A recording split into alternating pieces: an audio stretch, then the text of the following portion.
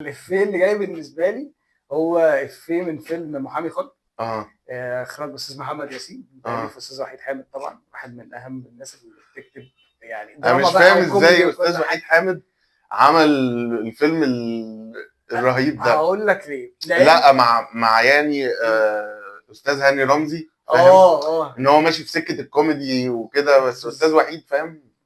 اما هو اقول لك على حاجه، هو يمكن كان استاذ وحيد معروف عنه ان هو بيعمل افلام جد جدا، اه بس عايز اقول لك حتى في الافلام اللي كان عملها مع استاذ عادل امام انه كان بيعمل افلام سواء لعب مع الكبار او الارهاب والكباب كان او الحاجات دي، كان فيها كان برضه فيها فاهم ضحك كوميدي جدا، كبير. طبعا. وفي فيلم تاني بتاع هاني سلامه اللي هو الاولى في الغرام، ده كان كوميدي، انا بحب الفيلم ده جدا لا برضه. مش فاكره. ده فيلم انا حلو عارفه اللي هو بس مش هو فاكره. ومنى شلبي لما اه كان عمه عايز يأدبه فخد منه ثروته وبتاع، وراح بقى اضطر يعيش في منطقه شعبيه عشان يتعلم الادب يعني. ايوه ف وطلع في الاخر هم اللي عاملين عليه التمثيليه ده عشان يربوه يعني. ف فبرضه كان تاليف استاذ وحيد حامد يعني. المهم فده من الافلام اللي انا بحبها جدا برضه.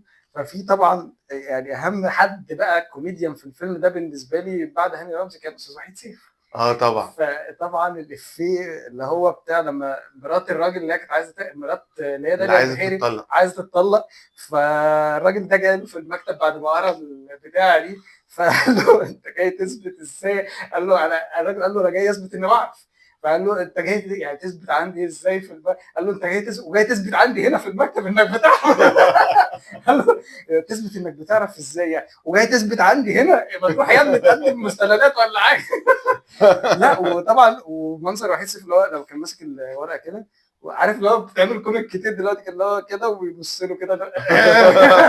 متبرجل كده. ايوه يا ابني، حضرتك عايز ايه دلوقتي؟ حاجة بسيطة خالص، أنا جاي أثبت إني بعرف. وتثبت انك بتعرف ازاي يعني؟ وتثبت عندي هنا في المكتب.